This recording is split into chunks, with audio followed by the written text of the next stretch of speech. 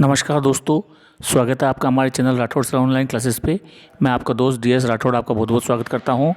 आज हम आपके सामने हमारे जो क्लास 11th की इंग्लिश की बुक है स्नैपशॉट, उसका चैप्टर द एड्रेस लेक का पार्ट 2 लेकर आए हूं। इसका ऑलरेडी हम इसका जो फर्स्ट पार्ट है वो अपलोड कर चुके हैं। आज हम आपके सामने इसका सेकेंड पार्ट लेकर आए हैं, तो चलिए शुरू करते हैं। देखिए, पिछले पार्ट में हमने देखा था कि ये वार टाइम का जो ये चैप्टर है, जिसमें एक जो कंट्री, दो देशों के बीच में हमला होता है और इसमें एक देश के जो निवासी होते हैं उनको छोड़कर जाना पड़ता है। तो एक कोई महिला है, वो अपना सारा सामान अपनी किसी फ्रेंड को दे जाती है। बाद में जब उसकी पुत्री जब उसका सामान लेने के लिए आती है तो वो उसको पहचानने से ही इनकार कर देती है। तो अब आगे क्या होता है देखिए। सबसे पहले तो मैं ये चाहूँगा कि अगर आपने हमारे चैनल को सब्सक्राइब नहीं किया तो सब्सक्राइब कर लें और बेल आइकन ज़रूर प्रेस करें ताकि हमारी वीडियो की जो नोटिफिकेशन है आपको मिलता रहे। तो चलिए शुरू करते हैं। तो देखिए, इसमें हमने लास्ट वीडियो में ये देखा था कि जो हमारी डॉक्टर एस की जो बेटी रहती है या हमारी जो लेखिका है, उसके मुंह पे ही दरवाज़ा बंद कर दिया जाता है और वो बाहर खड़ी रह जाती है। फिर क्या होता है कि the curtain in the front of the bay window moved, कि बे विंडो का जो पर्दा होता है वो थोड़ा हिलता है। अब बे विंडो क्या होती है कि किसी भी मकान में बाहर एक खिड़की, बालकनी, देखिए जैसा कि आप इस पिक्चर में देख पा रहे हैं कि बाहर एक बालकनी निकली हुई होती है। इस प्रकार की बालकनी को जो घर से बाहर निकली हुई होती है और उसमें एक विंडो लगी हुई होती है, तो उस विंडो को हम बे विंडो कहते हैं। तो फिर क्या होता है कि जैसे उसको बाहर निकाल देती है वो और दरवाज़ा बंद कर देती है, तो वो जो curtain in the front of the bay window moved, कि फ्रंट की जो विंडो थी उसका जो पर्दा था वो थोड़ा सा हिला, यानी कि उस पर्दे के पीछे कोई था। समवन स्टेयर्ड एट मी, कोई मुझे उसमें से घूर रहा था। And would then have asked what I wanted, जैसे ये पूछ रहा हो कि मैं क्या चाहती हूँ। ओ nothing, the woman would have said, it was nothing. फिर उस महिला ने, उस जो घर के अंदर जो महिला थी, उसने ये कहा कि नहीं, ऐसा कुछ भी नहीं है। उसने यही कहा होगा। I looked at the name plate again, वहाँ पे जो नेम प्लेट लगी हुई थी उस नेम प्लेट को मैंने दोबारा देखा, यानी कि कंफर्म करने के लिए कि कहीं मैं गलती से किसी दूसरे के घर में तो नहीं आ गई। तो उस नेम प्लेट पे वही लिखा हुआ था, Darling 46 Markovnikov street, Darling it said. और वो नेम प्लेट ये कह रही थी, उस पर लिखा हुआ था Darling it said in black letters on white enamel. Enamel का मतलब था पेंट, यानी कि ब्लैक लेटर्स में और वाइट इनेमल से वो लिखा हुआ था और उस पर डॉर्लिंग लिखा हुआ था। आगे देखिए, एंड ऑन द जैम। अब जैम क्या होती है, देखिए आपने चौखट देखी होगी दरवाजे की ऊपर, तो इसमें इसके जो ऊपर का जो हिस्सा होता है, उस चौखट के ऊपर का जो हिस्सा होता है उसे जैम कहा जाता है। And on the jam a bit higher, थोड़ा सा ऊपर, उस जैम से थोड़ा सा ऊपर, द नंबर 46, वहाँ पे 46 यानी हाउस नंबर 46 खुदा हुआ था। As I walk slowly back to the station, और जैसे ही I walk slowly back to the station I thought about my mother, तो मैं अपनी माँ के बारे में, अब जब उसने पहचानने ही से ही इनकार कर दिया या उसको जब उसने अंदर ही नहीं आने दिया, तो अब हमारी जो लेखिका है वो क्या करती, वो वापस स्टेशन की ओर चल पड़ी। और आई थॉट अबाउट माई मदर, और वो चलते चलते अपनी माँ के बारे में सोच रही थी। Who had given me the address, जिसने मुझे ये एड्रेस दिया था ईयर्स अगो, सालों पहले। It had been in the first half of the war, और ये जो बात रही होगी ये पहले युद्ध के पहले हाफ की, यानी कि युद्ध के प्रारंभिक दिनों की ये बात थी। It had been in the first half of the war, ये जो बात रही थी वो युद्ध के पहले हाफ की बात है। यानी कि जब युद्ध, देखिए युद्ध एक दिन में समाप्त नहीं होता। प्राचीन काल में तो हो सकता तो कि एक दिन में युद्ध हुआ करते थे, लेकिन आपने देखा होगा कि फर्स्ट वर्ल्ड वार जो है 1914 में स्टार्ट हुआ, 1919 में लगभग 5 साल चला। सेकेंड वर्ल्ड वार हमारा कम से कम 6 साल चला था, 39 में स्टार्ट हुआ था और 45 में, ये सेकेंड वर्ल्ड वार के आसपास की ही बात है। तो इसमें ये कह रही है, हमारी लेखिका ये कह रही है कि ये जो बात है ये वर्ल्ड वार के फर्स्ट हाफ ऑफ द वार, यानी कि आधा वार का आधा हाफ जो था, यानी कि पहला जो हाफ था उसकी ये बात थी। I was home for a days, मैं वहाँ पे I was home for a days, and it struck me immediately that something or about the rooms had changed. तो मैं वहाँ पर I was home for a days few days, यानी कि मैं वहाँ कुछ दिनों के लिए आई थी. And it struck me immediately, और घर आते ही मुझे मेरे दिमाग में अचानक ये बात आई दैट समथिंग और about the rooms had change, यानी कि कमरे का कुछ ना कुछ तो चेंज हुआ है. आई मिस्ड वेरियस थिंग्स, मैं कई चीज़ों को मिस कर रही थी. My mother was surprise I should have notice so quickly. तो मेरी माँ को बड़ा आश्चर्य, यानी कि उसकी कुछ, हमारी जो लेखिका ये कह रही है कि जब मैं अपने घर पहुँची वहाँ पे तो मैंने देखा कि वहाँ पे बहुत सी चीज़ें गायब थी, और ये देख के मेरी माँ को आश्चर्य हुआ था कि I should have notice so quickly, कि भाई मुझे तो पहले ही इस चीज़ को नोटिस कर लेना चाहिए था कि हमारे घर की कुछ चीज़ें कम हैं. Then she told me about Mrs Darling. फिर मेरी माँ ने मुझे मिसिस डॉर्लिंग के बारे में बताया था. I had never heard of her but apparently she was an old acquaintance of my mother. I had never heard of her, मैंने उनके बारे में कभी भी नहीं सुना था, यानी कि मेरी माँ ने इससे पहले कभी भी मुझे मिसिस डॉर्लिंग के बारे में नहीं बताया था. But apparently she was an old acquaintance of my mother. लेकिन वो जो एक्विटेंस का मतलब होता है जानकार, मेरी माँ की एक जानकार निकली, यानी कि मेरी माँ ने जब मिसेस डॉर्लिंग के बारे में बताया तो उन्होंने बताया कि ये मिसेस डॉर्लिंग मेरी कोई जानकार है.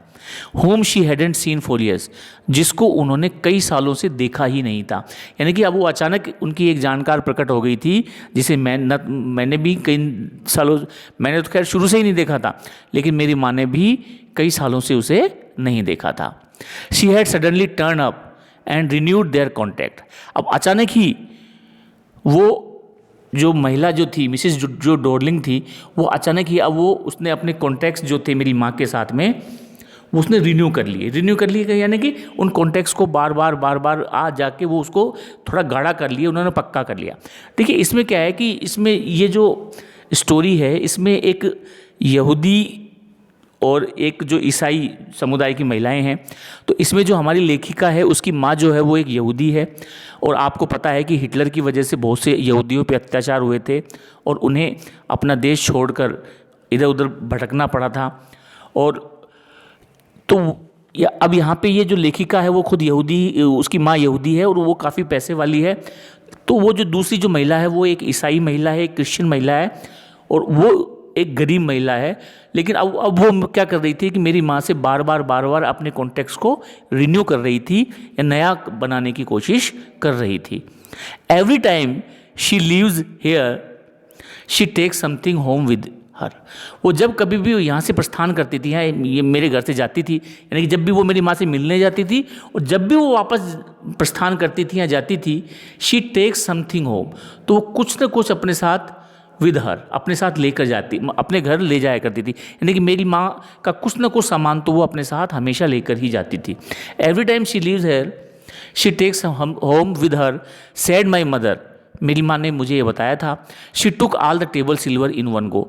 एक बार तो वो हमारी जितनी भी टेबल सिल्वर थी वो ले गई. टेबल सिल्वर क्या होता है?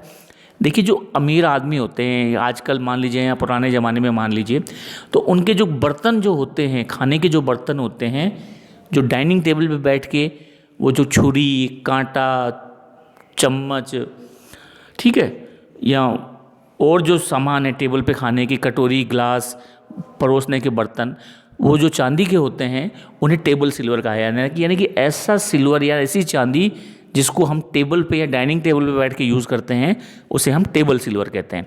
तो अब एक बार तो वो आई और पूरा का पूरा जो टेबल सिल्वर था, देखिए मैंने इसका पिक्चर भी लगाया है कि इसे कहते हैं टेबल सिल्वर, वो पूरा का पूरा जो टेबल सिल्वर थी वो अपने साथ में ले गई.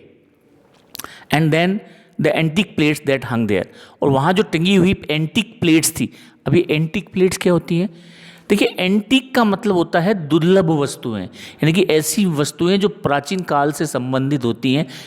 तो सपोज मान लीजिए आपके सामने कोई एक प्लेट आए, उसको कहे कि साहब इस प्लेट में तो मुगल बादशाह अकबर खाना खाया करते थे, तो वो एक तरह से एंटीक प्लेट हो गई. अब वो चाहे किसी भी धातु की बनी हुई हो, सोने की भी बनी हो सकती है, चांदी की भी हो सकती है. अब राजा महाराजा की तो मोस्टली तो खैर सोने चांदी की होती है, या फिर और किसी धातु की भी हो सकती है, तो एंटीक प्लेट का मतलब हो गया कि ऐसी प्लेटें जो दुर्लभ वस्तुएं हैं, जो प्राचीन काल की दुर्लभ प्लेटें जो होती हैं उनको एंटीक प्लेट्स कहा जाता है। And then antique plate that hung there, वो जो एंटीक प्लेट्स थी जो वहाँ टंगी रहती थी वो भी अपने साथ वो ले गई। She had trouble logging those faces, तो उनको उसे ढोने में बड़ी समस्या हो रही थी। देखिए लगिंग से ही बना है लगेज, तो लगेज का मतलब भारी सामान, तो उसको मतलब जो देखिए इसके मीनिंग मैंने नीचे लिखा है कि लगिंग का मतलब होता है carry a heavy object with great efforts, यानी कि किसी भी भारी सामान को बड़ी मुश्किल से ले जाना, that is called logging. She had trouble logging, उसको ले जाने में बड़ी परेशानी हो रही थी। लार्ज वेसेस, बड़े बड़े बर्तन, लार्ज वासेस का मतलब जहाँ पे फूलदान होते हैं, बड़े बड़े फूलदान, तो मतलब इसमें हमारी जो लेखिका है उसकी मदर काफ़ी अमीर है, तो उसके पास काफ़ी सामान ऐसा था, बहुत दुर्लभ फूलदान भी थे, प्लेट्स भी थे, सोना चांदी भी काफ़ी था। तो large vases and I am worried she got a crick in her bag from the crockery. और जब वो हमारे यहाँ से क्रॉकरी लेकर गई तो मैं इस बात से बिल्कुल चिंतित हो गई कि अवश्य उनकी जो पीठ जो थी, बैग जो थी, उसमें निश्चित रूप से कोई खिंचाव, क्रिक का मतलब खिंचाव या क्रैम्प या स्पैस्म बोलते हैं जिसको, मसल्स में, उनकी मसल्स में कोई न कोई निश्चित रूप से खिंचाव भी आ गया होगा। My mother Shuk her head पिटिंगली, मेरी माँ ने दयापूर्वक उनके ऊपर अपना सिर हिलाया। पिटिंगली का मतलब दया दिखाते हुए, पिटिंगली का मतलब पिटी है ना दया, पिटिंगली यानी दया दिखाते हुए। I would never have dared ask her, और मुझे कभी भी उनसे पूछने की हिम्मत नहीं हुई।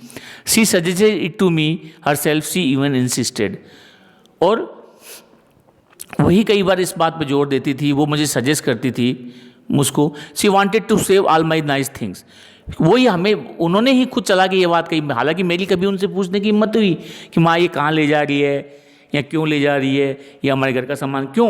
देखिए यहूदी थे, उनकी जान को खतरा था, लूटपाट का भी खतरा था, तो सामान तो उसकी माँ क्या कर रही थी कि धीरे धीरे भाई ठीक है, जब युद्ध के हालात समाप्त हो जाएंगे, जब हम वापस आएंगे तो हम हमारा सामान वापस ले लेंगे।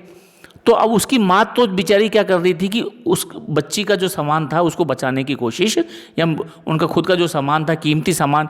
देखिए कोई भी इंसान है वो अपने बच्चों के भविष्य के लिए कुछ ना कुछ छोड़ के जाना चाहता है, तो वो ये चाहती थी कि भाई एक ही बच्ची थी तो कि उसके पास वो सामान। She wanted to save all my things, nice things, वो मेरी सभी अच्छी चीज़ों को बचाना चाहती थी।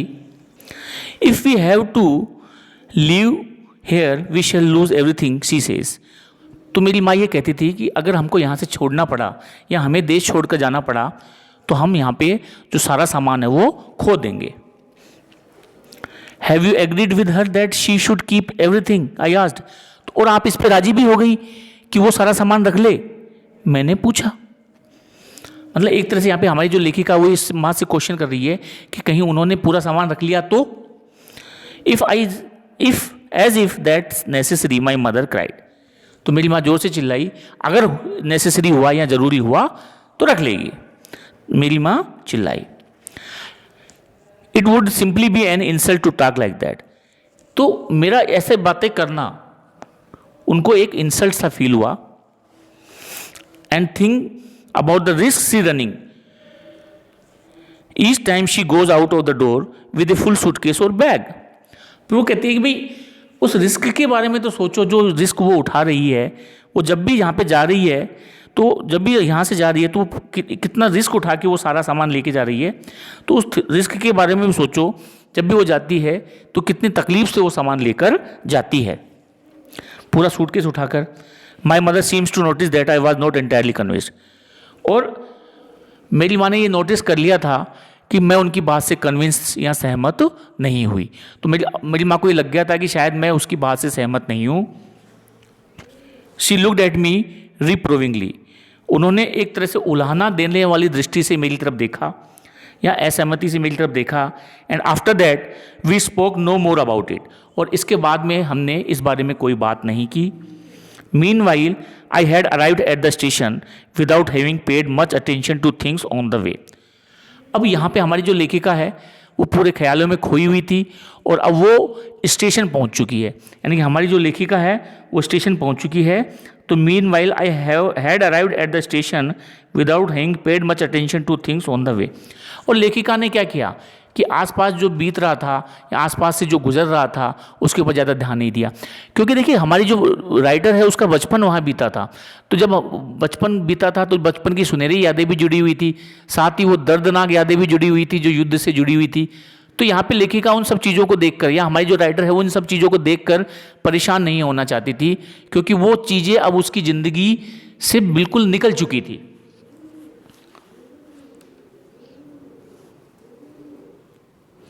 I was walking in the familiar places, और मैं अपने जाने पहचाने जगहों से गुजर रही थी।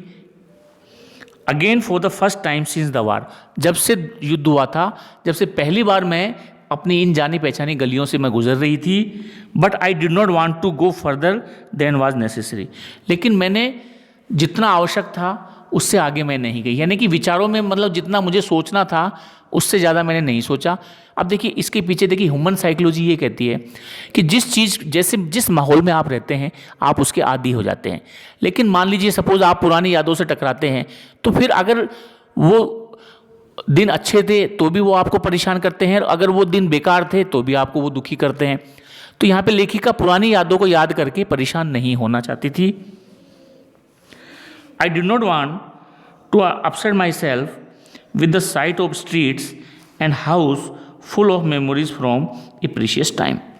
अब वहीं पे मेरा घर था, तो मैं अपने आप को उन गलियों के दृश्य से, अपने उन घरों की यादों से जिन घरों में मैं रही थी या आस पड़ोस के उस माहौल से अपने आप को अपसेट नहीं करना चाहती थी।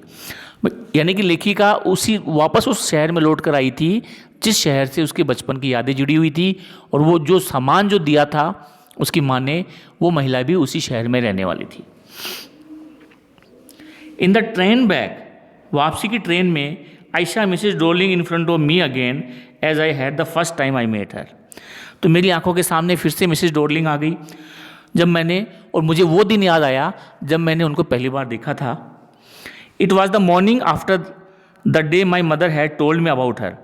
वो सुबह का दिन था जब मेरी माँ ने मुझे मिसेस डॉर्लिंग के बारे में बताया था। I had got up late, मैं थोड़ा लेट उठी थी, एंड कमिंग डाउन स्टेयर्स, और सीढ़ियों से नीचे आ रही थी। I saw my mother about to see someone out, तो मेरी माँ किसी को लगभग विदा करने वाली थी। सी आउट का मतलब, समवन आउट का मतलब कि किसी को, कोई उनके घर पे मेहमान आया हुआ था और मेरी माँ क्या कर रही थी, उस मेहमान को विदा कर रही थी। तो वो मेहमान कौन थी? A woman with a broad back, एक महिला थी जिसका चौड़ा सा कंधा, मतलब उसका जो स्केलेटन था, उसका जो कंधा था वो बहुत चौड़ा था।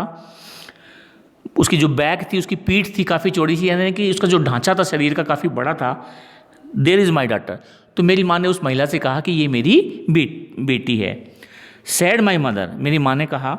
सी beckoned make a gesture to me, उन्होंने मेरी तरफ इशारा करते हुए कहा कि ये मेरी बेटी है। द वुमेन नोडेड, उस महिला ने अपना सिर हिलाया, यानी सहमति में सिर हिलाया। And picked up the suitcase under the coat rack, और कोट रैक के नीचे रखा हुआ सूटकेस उठाया।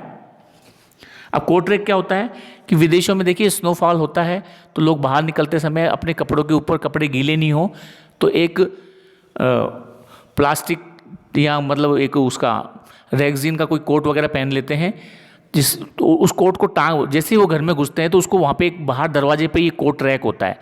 तो देखिए मैंने पिक्चर भी लगाया है इसका, तो ऐसा एक कोट रैक होता है, उस कोट रैक के ऊपर वो कोट को टांग देते हैं ताकि वो अंदर घर में और गीला ना हो, वो वहीं सूख जाए बाहर, और जब कहीं बाहर जाएं तो वापस वहीं से पहन लेते हैं और ला के वापस उसको वहीं टांग देते हैं। तो दरवाजे के पास रखा हुआ होता है, उसे कोट रैक कहा जाता है। तो उस कोट रैक के नीचे एक सूटकेस रखा हुआ था, तो उस महिला ने उस सूटकेस को उठाया। शी वोर ए ब्राउन कोट, उन्होंने एक ब्राउन कलर का कोट पहना हुआ था, यानी कि जो लेडी जो थी उसने ब्राउन कलर का कोट पहना हुआ था। एंड ए शेपलेस हैट, और एक बिना कोई एक ऐसी खूब हैट पहनी हुई थी जिसका कोई पर्टिकुलर शेप नहीं था, शेपलेस हैट थी। Does she live far away, क्या ये दूर रहती है? अब यहाँ पे लेखिका जो है, हमारी जो राइटर जो है, वो अपनी माँ से पूछती है कि क्या मम्मी ये जो लेडी है ये क्या ज़्यादा दूर रहती हैं? क्यों? क्योंकि वो जो सूटकेस लेके जा रही थी वो सूटकेस काफ़ी भारी था, तो उसको वो ले जाने में बड़ी तकलीफ हो रही थी। तो हमारी जो राइटर पूछती है कि भाई क्या माँ ये ज़्यादा दूर रहती हैं? आई आस्क्ड, मैंने पूछा, seeing the difficulty she had going out of the house with the heavy case. जब उनको मैंने घर से बाहर हैवी केस उठा के और बाहर बड़ी तकलीफ से जाते हुए देखा, तो मैंने माँ से उत्सुकता वक्त पूछा कि क्या माँ ये ज़्यादा दूर रहती हैं? इन मार्कोनी स्ट्रीट। तो उसकी माँ ने बताया था कि वो कहाँ रहती हैं? मार्कोनी स्ट्रीट में रहती हैं। सैड माई मदर, मेरी माँ ने कहा, नंबर 46, रिमेंबर दैट, और याद रखना मकान number 46। I had remembered it, और मुझे ये अच्छे से याद हो गया। But I had waited long time to go there, लेकिन वहाँ जाने के लिए मैंने लंबे समय इंतज़ार किया। मैंने कि लेखिका को वहाँ वापस अपनी माँ का सामान लेने जाने के लिए काफ़ी लंबा अरसा बिताना पड़ा। इनिशियली आफ्टर द लिबरेशन, शुरुआत में जब आज़ादी प्राप्त हो गई थी, यानी कि उनका जब देश आज़ाद हो गया था, I was absolutely not interested in all that stored stuff. तो मुझे शुरू में तो उस सामान में कोई इंटरेस्ट नहीं था, यानी कि हमारी जो राइटर है उसको उस पूरे जो पुराने सामान में कोई इंटरेस्ट नहीं था।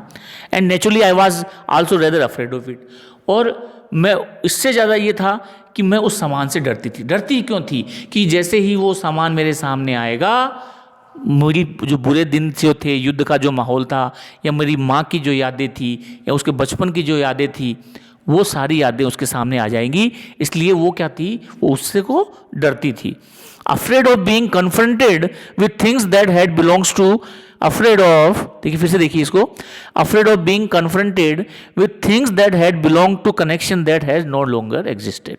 तो हमारे यहाँ पे राइटर ये कह रहा है कि जो लेखिका जो उन चीज़ों के सामने आने से डरती थी, या जो उन लोगों से जुड़ी हुई थी जिनका अब कोई अस्तित्व नहीं है, यानी कि वो चीज़ें उसकी माँ से थी, जुड़ी हुई थी, आज उसके साथ में माँ नहीं है, तो जाहिर सी बात है माँ का सामान जब उसके सामने आएगा तो निश्चित रूप से उसको तकलीफ होगी। तो वो उन कन्फ्रंटेड का मतलब मैट, उन चीज़ों से मिलना नहीं चाहती थी जो, या जो उन लोगों से संबंधित था जो अभी इस दुनिया में नहीं है। Which were hidden away in cupboard and boxes, जो अभी भी छुपा हुआ पड़ा था कवर्ड में, अलमारियों में, बक्सों में, एंड वेटिंग इन वैन, और व्यर्थ में ही उनका इंतजार कर रहा है। यानी कि मैं उस सामान को लेने जाने वाले नहीं थी, लेकिन वो सामान व्यर्थ में ही मेरा इंतजार कर रहा था।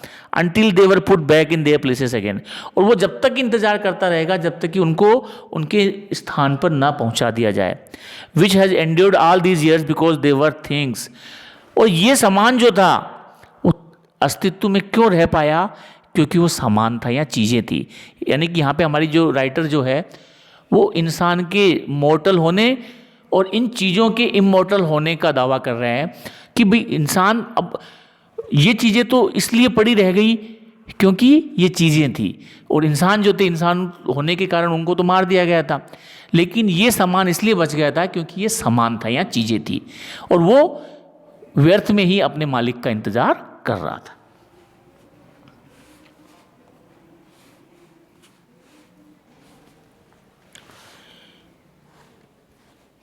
बट ग्रेजुअली है ना, धीरे धीरे, but gradually everything became more normal again, फिर से वापस नॉर्मल हो गया, सब कुछ फिर से नॉर्मल हो गया। यानी कि लेखिका धीरे धीरे इन बुरी यादों को भुलाने लगी, यानी कि लेखिका उन यादों को फिर से भुलाने लगी थी। अब क्या होता है? Bread was getting to be lighter colour, रोटी का जो कलर था वो और हल्का हो गया था, यानी कि रोटी कमाना अब थोड़ा आसान हो गया था। There was a bed you could sleep unthreatened, अब मेरे पास एक ऐसा बिस्तर था जिस पे मैं बिना किसी डरे या बिना किसी धमकी के मैं सो सकती थी। यानी कि देखिए, जब भी किसी देश पे दूसरे देश का हमला होता है तो वहाँ के जो नागरिक है उनको रातों को नींद भी नहीं आती, पता नहीं कब क्या हो जाए। जैसा कि आपने देखा होगा इराक में, सीरिया में जो चल रहा है, तो वहाँ के लोग बेचारे रात को कैसे सो पाते होंगे ये तो भगवान ही जानता है। तो या क्या हुआ था कि एक ऐसा बेड था, यानी कि देश आज़ाद हो गया, रोटी कमाना आसान हो गया, और एक मेरे पास सोने के लिए एक ऐसा बिस्तर था जिस पे मैं बिना डरे सो सकती थी। A room with a view you were more used to glancing at each day, और एक कमरा था, कमरे के बाहर का एक दृश्य था जिसकी मैं धीरे धीरे आदी हो चुकी थी। And one day I notice I was curious about all the possessions that must still be at that address. लेकिन अचानक ऐसा कुछ हुआ कि मुझे लगा कि जो भी मेरे उस एड्रेस पे जो सामान पड़ा हुआ था वो मेरे पास होना चाहिए। I wanted to see them, क्योंकि मैं उस सामान को देखना चाहती थी, टच छूना चाहती थी, रिमेंबर याद करना चाहती थी। After my first visit in vain to Mrs Darling's house I decided to try a second time. देखिए हमारी जो राइटर है उसका पहली विजिट खराब हो गई। खराब क्यों, व्यर्थ में गई। व्यर्थ में क्यों गई? क्योंकि उस महिला ने तो उसको पहचानने से इनकार कर दिया। तो हमारी राइटर ये सोचती है कि अब मैं एक बार और जाऊंगी, अब मैं एक बार और जाऊंगी। उसने ये डिसाइड किया कि मैं एक विजिट और करूंगी।